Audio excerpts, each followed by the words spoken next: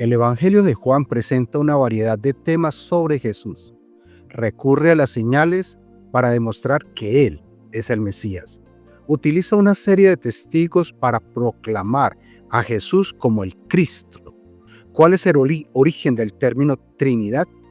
Los invito para que nos acompañe en el estudio de la Masterclass de esta semana.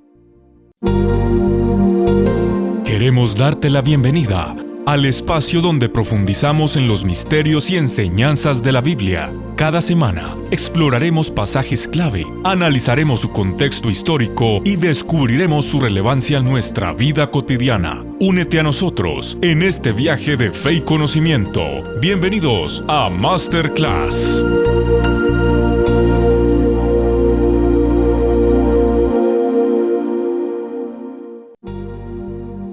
Bienvenidos a la Masterclass. Es un gusto estar con ustedes cada semana, estudiando las verdades bíblicas, conectándonos y sobre todo, teniendo la posibilidad de sacar un tiempo para el estudio personal. El tema de hoy es la deidad en el libro de Juan. Recuerden que estamos en el Evangelio según San Juan, una serie que ya va llegando un poco a su final. Le damos la bienvenida, un cordial saludo a nuestros panelistas que hoy están en nuestro estudio virtual. Bienvenidos al pastor Argenil, al profesor Mario Tapias, al profesor Fabián Palacios. Es un gusto que nos acompañen aquí en estudio. Y vamos rápidamente con nuestro primer tema, que está alrededor de Deuteronomio 6:4. Oye Israel, Jehová, nuestro Dios, Jehová uno es. Con el saludo cordial para el pastor Argenil. Pastor, bienvenido a la Masterclass de hoy. Un saludo especial para cada uno de ustedes y para nuestros oyentes. Este es un tema supremamente importante e inquietante. Jehová, nuestro Dios, Jehová uno es. Era la gran Shemá de los judíos. En medio de tantos dioses que habían en la época, el pueblo de Israel se caracterizaba por tener un solo Dios, el Dios creador del universo. Y en Romanos capítulo 1, versículo 19, tenemos un texto que nos dice una gran verdad. Porque lo que de Dios se conoce, les es manifiesto, pues Dios se lo manifestó. Porque las cosas invisibles de Él, su eterno poder y deidad, se hacen claramente visibles desde la creación del mundo, siendo entendidas por medio de las cosas hechas, de modo que no tienen excusa. Si vamos a hablar de la deidad, debemos irnos al principio de la creación de este mundo. Creó Dios, ese Dios que está en plural, el Dios Elohim, es una deidad. Y dice el versículo 1 de Génesis, en el principio creó Dios los cielos y la tierra, y el Espíritu de Dios se movía sobre la faz de las aguas. Y dijo Dios, hagamos. Encontramos esa expresión plural desde el Génesis. Por eso Pablo en Romanos dice que lo que de Dios se conoce, nos lo dio a conocer desde el principio en la creación del mundo. Y habla de su eterno poder y deidad, que es el tema que a continuación vamos a hablar. De hecho, pastor, tú acabas de tocar el término deidad. En Colosenses 2:9 vamos a encontrar que el apóstol nos dice, porque en él habita corporalmente toda la plenitud de la deidad. Le damos la bienvenida al profesor Fabián. Profe, con el cordial saludo, cuando hablamos de la deidad, ¿a qué nos referimos? Un saludo muy especial para todos, mis compañeros en el panel y a ustedes que nos escuchan en esta Masterclass.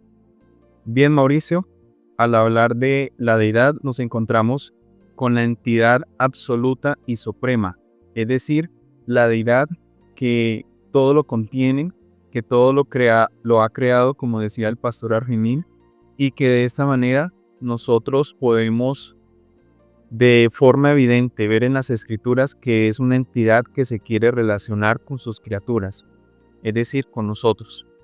Esta palabra que se encuentra aquí en Colosenses 2:9 es la palabra teotes, que se utiliza en el griego del Nuevo Testamento, pero que esta palabra deriva de la raíz propiamente que es Theos, que significa Dios.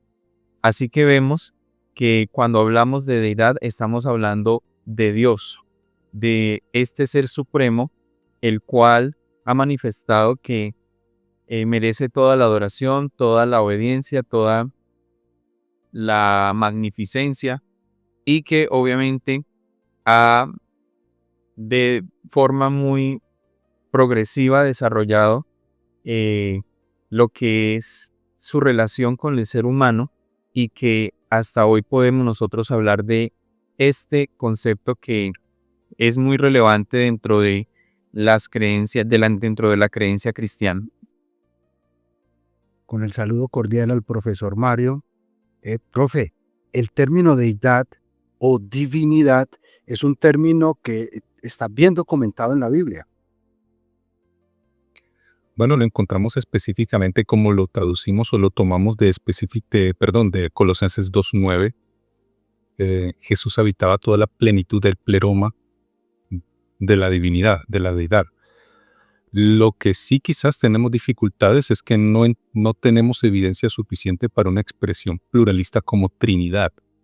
No significa que no podamos presentar argumentos en favor de la misma. Lo que sí podemos decir es que en honor a la realidad de la verdad, no podemos citar bajo ninguna circunstancia que exista la palabra literal o textual Trinidad en las Escrituras tal como nosotros la concebimos desde una postura pluralista de Dios según el cristianismo que lo asume o que lo acepta.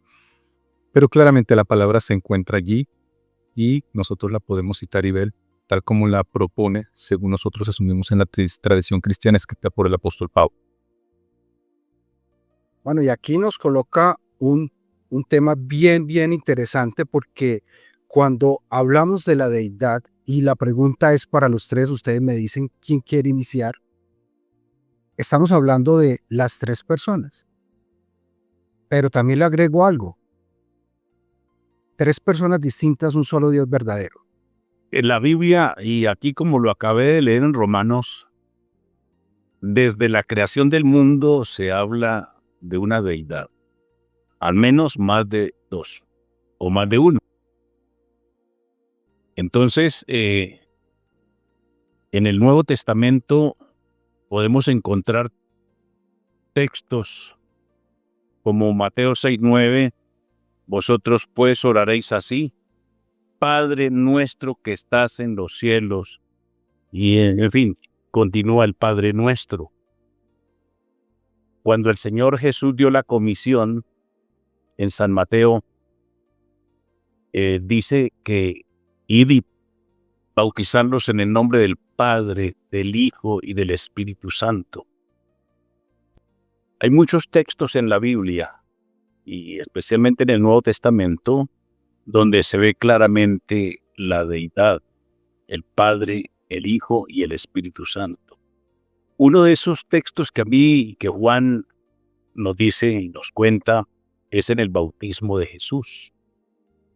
Jesús estaba bautizando y luego en el cielo se hizo un gran estruendo y una voz que desde el cielo decía: este es mi Hijo amado en quien tengo contentamiento. Y luego desciende el Espíritu Santo en forma corporal como paloma, evidenciando plenamente la deidad, un Dios triuno. Aunque en la Biblia no existe la palabra Trinidad, sí existe la palabra deidad, y sí nos habla muchísimo de los tres como un Dios. Profesor Fabián, encontramos en Isaías 64:8: ahora bien, Jehová, tú eres Padre, nosotros somos el barro y tú el alfarero. Así que obra de tus manos somos todos nosotros. Encontramos amplia evidencia del Padre. Háblanos de el Dios Padre. Bien, Mauricio, eh, como habíamos visto en la Shema directamente, esto es el concepto propio y natural de lo que es el monoteísmo judío, es decir, un solo Dios. Y esto empieza pues a generar confusión, ya que en el cristianismo encontramos el concepto de la deidad, de la Trinidad como tal. Pero entonces a lo largo del Antiguo Testamento se nos va revelando progresivamente que este monoteísmo, este Dios único, va manifestándose en tres autoconciencias que van dándose a sí mismas como autoconscientes de que existen y que son, y que son conscientes de que existen los otros dos. Así que uno de ellos, vamos a hablar de la figura del Padre, y es que la figura del Padre va a ser significativa porque va a ser mencionado ampliamente en el Nuevo Testamento, y Juan, en su Evangelio, lo va a ratificar de tal manera que podamos nosotros evidenciar no la diferencia, sino la posibilidad de que hay dentro de esta deidad personas que juegan un papel fundamental dentro de lo que nosotros conocemos como Dios. Así que el Padre va a ser como esa figura que, como la palabra mismo griega le indica, pater, es un patrono, es que va a tener una figura, un rol, un desempeño, unas actividades muy exclusivas que lo van a catalogar de esta manera. Esta palabra pater podemos nosotros inferir que se utiliza para que nosotros tengamos acercamiento a lo que humanamente conocemos como nuestros padres biológicos. Así que de esa manera vamos a encontrar esas distinciones entre padre e hijo para que podamos comprender un poco y acercarnos a este elemento como tal. Es muy significativo que el Padre va a ser muy distinto del Hijo en el Nuevo Testamento, utilizando terminologías muy diferentes el uno para el otro. Por ejemplo, hay un texto muy claro que se encuentra en 1 Corintios 8:6. Sin embargo, para nosotros hay un solo Dios, Theos, el Padre, de quien provienen todas las cosas y para quien vivimos, y un solo Señor, Kyrios, Jesucristo, por medio de quien provienen todas las cosas y por medio de quien vivimos. Vemos aquí la distinción de términos, Theos para el Padre y Kyrios para Jesucristo. Y esto se va a mantener en la teología paulina y durante todo el Nuevo Testamento, en la Escritura, haciendo la distinción entre el uno y el otro. Así que indiscutiblemente el Padre va a ser una figura fundamental también para el cristianismo. Muy interesante, profe Mario. Cuando hablamos de el Dios Padre, ¿qué tipo de funciones le podríamos adjudicar a él? Bueno, Mauricio, cuando nosotros hablamos del Dios Padre, estamos hablando de las construcciones del cristianismo del primer siglo y posterior, el cristianismo posterior al cristianismo tardío, quienes empiezan a construir una figura más elaborada de lo que conoceremos como la pluralidad de Dios. No así necesariamente es muy claro rastrearlo en la perspectiva cultural, teológica o histórica del judaísmo previo, sea preexílico o posexílico, estamos hablando de antes de Cristo, por supuesto. Cuando nosotros hablamos de funciones del Padre, pues estamos hablando de una construcción altamente cristiana. Es la cristianización del texto hebreo en cómo se crea una perspectiva nueva por la aparición del rabino Yahshua que asumimos nosotros los cristianos por nuestra fe sobrenaturalista, que es el Hijo de Yahvé, el Hijo de Dios, que se hace humano y se encarna, y que es la ejecución y la consolidación misma de las profecías del Antiguo Testamento. Mismas profecías que son reinterpretadas por los apóstoles y que empiezan a ser un cuadro nuevo de lo que era el Tanaj hebreo, que se llamará entonces luego el Nuevo Testamento, su interpretación, el antiguo el Tanaj, ahora el nuevo es la construcción del cristianismo. Si hablamos de funciones del Padre, pues son bastante complejas, porque son elaboraciones propias del cristianismo. Es decir, nosotros le damos esas funciones particulares como en las palabras de Jesús, el gran juez, el líder, el guía. Y cuando nosotros desde esa óptica, de esas lentes, leemos Daniel, pues decimos que es el gran y plenipotenciario juez del universo. Es presentado allí probablemente como el anciano de días, que está sobre un trono de fuego, y en el 7:13 se dice que aparece uno como hijo de hombre que viene en las nubes del cielo. Así que se empieza a elaborar de una manera mucho más clara una teología que básicamente se empieza a aclarar y a ganar lugar en el cristianismo posterior a Jesús, y de manera muy específica, y lo veremos en un ratito, en algo que se conoce como el Concilio de Nicea, en el Asia Menor, después del año 325, en el año 325, perdón, después de Cristo. Y eso podemos hablar en un ratito, no sé, dar algunos atisbos. Muy interesante. Y podríamos de una vez introducir nuestro segundo personaje. En Juan 6:69 encontramos: y nosotros hemos creído y conocemos que tú eres el Cristo, el Hijo del Dios viviente. Pastor Argenil, ¿qué evidencias tenemos de el Hijo? Bueno, y tomando un poquito el tema anterior también, lo unimos, porque Juan 3:16, bueno, estamos estudiando el libro de Juan y el apóstol quiere darnos a entender claramente que Cristo Jesús es Dios, es el enviado de Dios. Juan 3:16 dice, porque de tal manera amó Dios al mundo. ¿Cuál Dios? Padre. Envió a su Hijo unigénito o único en su género, para que todo aquel que en él crea no se pierda, mas tenga vida eterna. Y luego en San Juan 5:57, así como me envió el Padre, dice el Señor Jesús, el Padre viviente, y yo vivo por el Padre. Entonces dice también, el que me come vivirá por mí. Y estaba hablando el Señor Jesucristo acerca de la cena del Señor. Y luego dice que el Padre a nadie juzga, sino que todo el juicio lo entregó a su Hijo. Eso lo dice en San Juan también,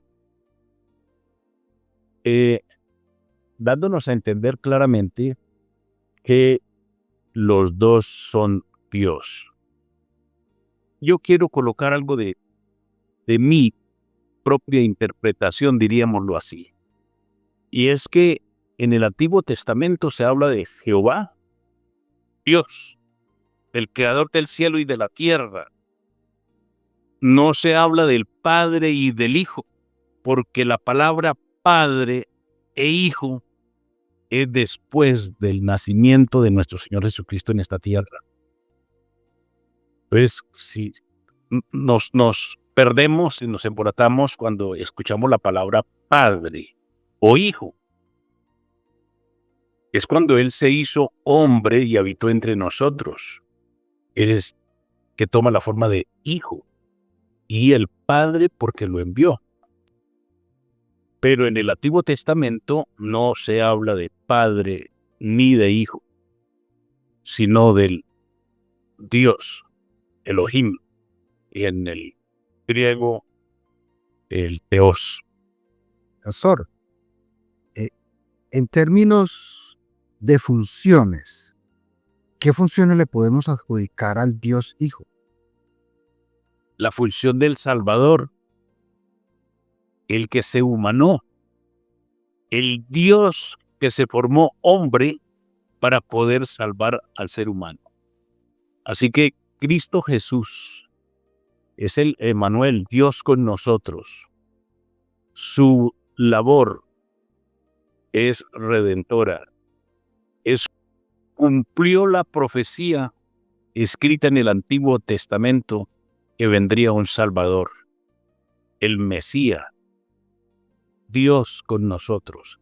Ese es su papel, entregar su vida por cada uno de los habitantes de este mundo caído. Alrededor de la figura de Cristo, profe Fabián, también vamos a encontrar el elemento de su divinidad. Él viene a la tierra y Él se despoja de esa divinidad.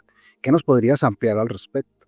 Sí, Mauricio, directamente debemos nosotros enfocarnos en que Jesús es Dios directamente, ya que han habido a principios del siglo primero, segundo y sucesivamente diferentes corrientes como el modalismo o como el arrianismo que han querido completamente rebajar la autoridad divina de Jesús. Aunque haya sido humano, no significa que dejó de ser Dios. Básicamente vamos a encontrar que dentro del cristianismo, los padres de la iglesia seguían considerando y construyendo esta idea de que Jesús era divino también, era Dios. Y lo vemos muy marcado en los evangelistas, en los evangelios y en los escritores del Nuevo Testamento. Es muy interesante hacer un análisis de lo que sucede y lo que estudiamos en lecciones y en masterclass anteriores. Y en Éxodo capítulo 3, versículo 14, nosotros encontramos allí lo que va a ser el tetragramaton. Y la traducción directa del tetragramaton va a ser entonces la Septuaginta. Y allí los copistas, propiamente judíos, van a utilizar la palabra griega Kyrios cuando se están refiriendo al tetragramaton como tal. Y cuando hacen esto, entonces van a darle identidad a Dios con ese nombre que es indiscutible y que es muy, pero muy cuidadoso para ellos. Y vemos que los escritores del Nuevo Testamento, Mauricio, no van a tener ninguna reprensión o no van a tener ningún reprimimiento en utilizar esta misma palabra Kyrios para referirse a Jesús como Señor. Y ya lo leían en ese texto que les decía. Así que cada vez que encontramos y encuentren y leamos a nuestros oyentes la palabra Señor en el Nuevo Testamento, directamente se está utilizando allí a Jesús como Dios, el tetragramaton. Hay una relación muy directa y que conecta a Jesús con la deidad suprema y como Dios mismo. Cuando vamos al libro de Juan, en el capítulo 16, a partir del versículo 7 encontramos: pero yo os digo la verdad, os conviene que yo me vaya, porque si me voy, el Consolador no vendrá a vosotros, pero si me voy, os lo enviaré. Profe Mario, aquí aparece el tercer personaje de la deidad, el Espíritu Santo. Bueno, aquí aparece al menos la referencia bíblica sobre la cual nosotros construimos una doctrina que asume que es el Espíritu Santo, y lo llamamos así, de la manera como lo creemos desde una perspectiva griega, que es el Parakletos, el que da consuelo. Vuelvo y repito, la construcción específica de la Trinidad, tal como nosotros la asumimos en el cristianismo clásico hasta nuestros días, indiscutiblemente tiene su origen en el 325, después de lo que se conoce como el Concilio de Nicea. Previamente podemos encontrar algunos atisbos que nos permiten tratar de comprender qué es lo que nos está diciendo las Escrituras respecto a la persona del Padre y a la persona del Hijo, y quizás con un poquito más de dificultad interpretativa o sistemática vamos a encontrar la expresión Parakletos o la expresión neumatos o neuma, refiriéndose a la persona que nosotros asumimos es el Espíritu Santo. Sobre ello, como quiera, nosotros encontramos que existen hoy día muchas discusiones teológicas con ciertos argumentos bastante interesantes y valiosos, y otros quienes aún sostenemos, por supuesto, la perspectiva trinitaria, pero decimos esto a propósito que pues somos masterclass y hacemos honor a la realidad, ¿no? Tratamos de ser honestos respecto a ello. Y a propósito de eso, pasando un poquito del tema neumatoso, el tema del ruaj, o la persona del espíritu como lo asumimos en el cristianismo clásico y lo aceptamos, pues miren que hay algo interesante a propósito del Hijo. Hay un texto, mi apreciado Mauricio y amigos que se encuentran aquí en Masterclass y profesor Fabián, que está en el libro de Proverbios, capítulo 30, versículo 1 al 4. Voy a leerlo porque llama la atención. Y dice lo siguiente: palabras de Agur, hijo de Jaque, la profecía de que dijo el varón Aitiel y Aucal. Ciertamente más rudo soy yo que ninguno. y ni tengo entendimiento de hombre. Yo no aprendí sabiduría ni conozco la ciencia del santo. Sígueme y te darás cuenta qué es lo que está diciendo. Y luego hay unas preguntas propias ahí en Proverbios capítulo 30 y dice, ¿quién subió al cielo y descendió? ¿Quién encerró los vientos en sus puños? ¿Quién ató las aguas en un paño? ¿Quién afirmó todos los términos de la tierra? ¿Cuál es su nombre y el nombre de su hijo? ¿Y lo sabes? Este es uno de los textos o versos más interesantes del Antiguo Testamento, porque parece ser que quizás 800 a 900 años antes de la revelación neotestamentaria de la persona de Yeshua, el Hijo de Dios, Jesús, como lo asumimos nosotros en nuestro cristianismo, parece ser que se estaba hablando de que la divinidad tiene un hijo. ¿Conoces su nombre? ¿Conoces y el nombre de su hijo? O sea que esto también pondría un poquito en jaque la tesis de que la divinidad o que la expresión padre e hijo es netamente funcional neotestamentaria. Eso también está en discusión, no necesariamente nace a partir del Nuevo Testamento. Y, por supuesto, la construcción de la Trinidad es uno de los textos o los conceptos teológicos más ambiciosos y quizás muchos más exigentes que no pretendemos construir aquí en unos cortos minutos, pero que realmente vale la pena aproximarnos a él. Profe, mencionaste Trinidad. Este es un concepto que nace y también mencionaste el Concilio de Nicea. Amplíanos un poco la historia. Bueno, el Concilio de Nicea es una convocación que se hace a través de quien en su momento era el obispo primado principal, que se llamaba Ocio de Córdoba, pero por supuesto el emperador funcional, que tenía también o fungía con funciones obispales, se llamaba Constantino. En este concilio se van a dar una serie de aproximaciones específicas y quizás el tema matriz más importante que emergió del Concilio de Nicea fue la declaración absoluta de las tres personas distintas que conforman un conglomerado que vamos a llamar la Trinidad o la Divinidad. De allí es de donde nace la expresión, sea tradicional o teológica o dogmática o conceptual, que existen tres personas diferentes y que conforman a un solo Dios. Desde ese concilio, que vale la pena aclarar, no es católico romano, es católico cristiano universal. Hay que tener en cuenta esa diferencia. No es un catolicismo como lo entendemos hoy, es un cristianismo tardío, lo que se conoce como la era patrística. En ese momento, de los grandes padres de la iglesia, pues allí es donde se va a trabajar ello. Eso porque había un obispo que era un poquito rebelde respecto a sus perspectivas, que se llamaba Arrio, quien había presentado que Jesús no era Dios y que eventualmente él era un engendramiento en la eternidad desde el Padre y que había tenido un origen.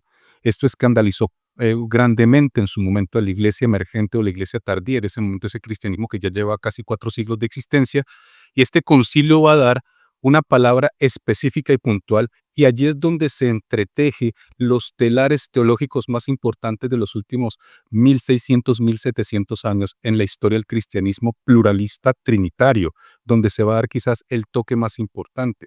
Aclaro, no que no sea posible rastrear sin el Concilio de Nicea la Trinidad, pero tampoco podemos mentir y decir que el Concilio de Nicea no marcó la diferencia para la pluralización o la aceptación de la doctrina de Dios como un Dios trino o trino. Encontramos en el deseado de todas las gentes, el Consolador es llamado el Espíritu de verdad. Su obra consiste en definir y mantener la verdad. Primero, mora en el corazón como el Espíritu de verdad, y si llega a ser el Consolador, hay consuelo y paz en verdad. Pero no se puede hallar la verdadera paz ni consuelo en la mentira. Por medio de falsas teorías y tradiciones es como Satanás obtiene su poder sobre la mente, induciendo a los hombres a adoptar normas falsas, deforma el carácter. El Espíritu Santo habla a la mente y graba la verdad en el corazón a través de las Escrituras. Así expone el error y lo expulsa de su alma. Por el Espíritu de verdad, obrando a través de la palabra de Dios, es como Cristo subyuga a sí mismo a su pueblo escogido. Hemos llegado al final de la clase, de la masterclass de hoy. Le damos las gracias a nuestros panelistas que estuvieron en nuestro estudio virtual y es un gusto estar con ustedes cada semana. No olvide aquí la cita en la Masterclass. Hasta la próxima. Queremos darte la bienvenida al espacio donde profundizamos en los misterios y enseñanzas de la Biblia. Cada semana exploraremos pasajes clave, analizaremos su contexto histórico y descubriremos su relevancia en nuestra vida cotidiana. Únete a nosotros en este viaje de fe y conocimiento. Bienvenidos a Masterclass.